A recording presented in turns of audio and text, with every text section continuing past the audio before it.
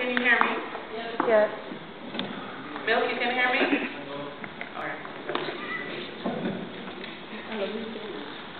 Good evening, everyone. So we're here to speak with, celebrate the work of, and reflect on the work of Mr. Mac Farlane. And we'd just like to thank him initially for being here with us this evening.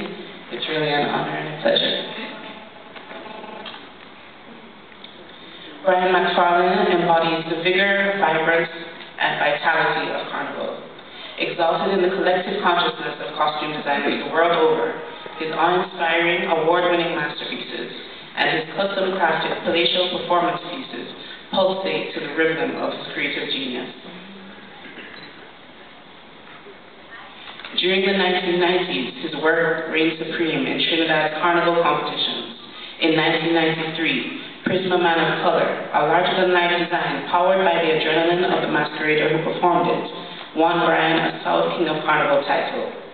In 1994, he also won his first National King of Carnival title and Best Designer for the costume, The Conquest.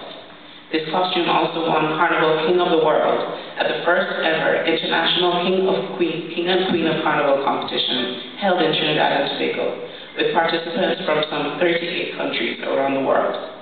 Year after year, his innovative and always competitive Carnival costumes continue to woo audiences in high-octave oohs and ahs. Brian took extraordinary risks, stretching the imagination, designing with an element of danger, often taking his spectators to a place they had never been. At the start of the 21st century, Brian designed Rosalind Gabriel's Junior Queen of Carnival, entitled Exodus, the Power and the Glory. This spectacular creation won all 17 competitions in which it was entered.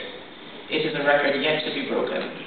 Later that year, at the request of the Trinidad and Tobago government, this costume was used in a performance for Prince Charles of the United Kingdom on the occasion of his official visit to Trinidad and Tobago.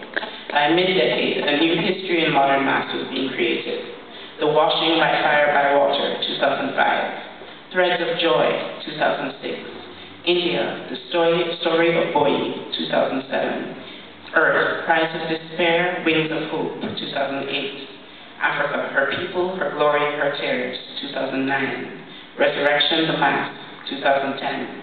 Humanity, Circle of Life, 2011. Sanctification, In Search of, 2012. Were all monumentally Mac Farlane.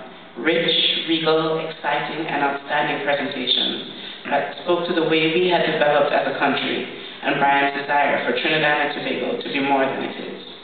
Victory soon became his trademark. Today, Brian stands as a living legend.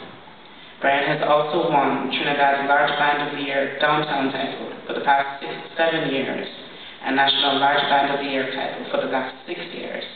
He has also designed for international carnivals, winning Band of the Year in Australia and Vancouver, Canada. His 2008 presentation, Earth, Cries of Despair, Wings of Hope, gained United Nations recognition of Brian's talent, tenacity, environmental activism, and social consciousness.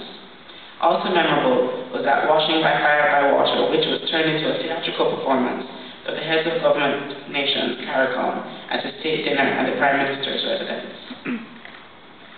Mac Farlane's reach extends beyond the scope of mask making and presentation. He has also been responsible for set design and interior decoration for nightclubs, for celebrity and royal visits, as well as international events. The opening and closing ceremonies of the Summit of the Americas and the Commonwealth Heads of Government meeting, and now the cultural presentation, the 2012 Olympics. In addition, he has donated over $5 million in kind of charity work to organizations such as United Way, the Cancer Society of Trinidad and Tobago, Pour d'Innocence for children living with HIV and AIDS, and Living Water Mercy House. Ladies and gentlemen, Mac Farlane.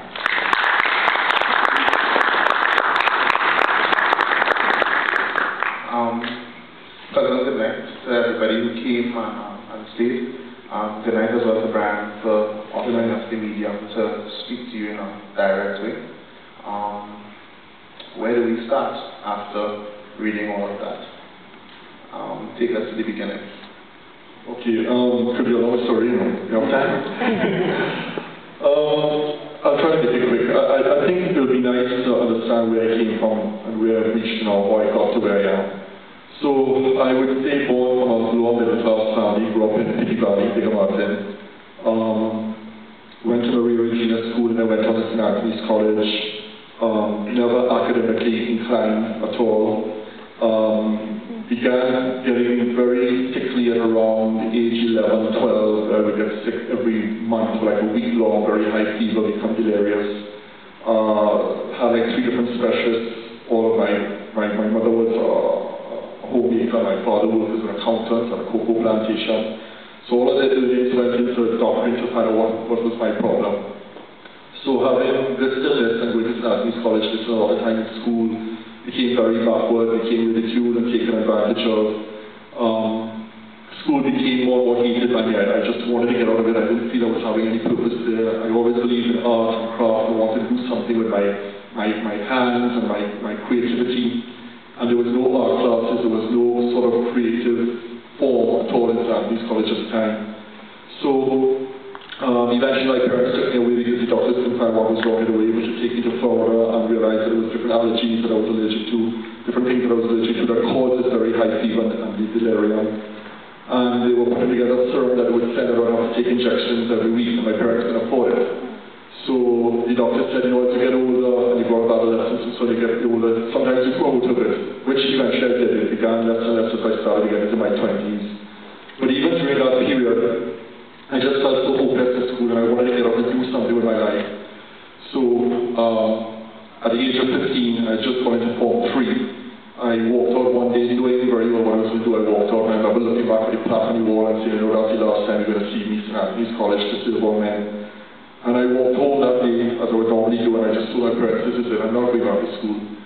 I always had a passion for gardening, and I had saved up pocket money and bought a lawnmower, so the next day I went outside and mowed the grass, empty grass, cleaned up the yard, and told my parents, listen, I'm going out to Round Smart Scan. It was the second year that I come with a van, and I want to get involved in maths. 15 years old. My mother kind of understood, and I think mothers kind of know what a children are going to do, so that was pretty cool. But my father was irate, and I could hear him in the bed all night, in the bedroom, quarreling and kind of, hope you allow the boy to do this.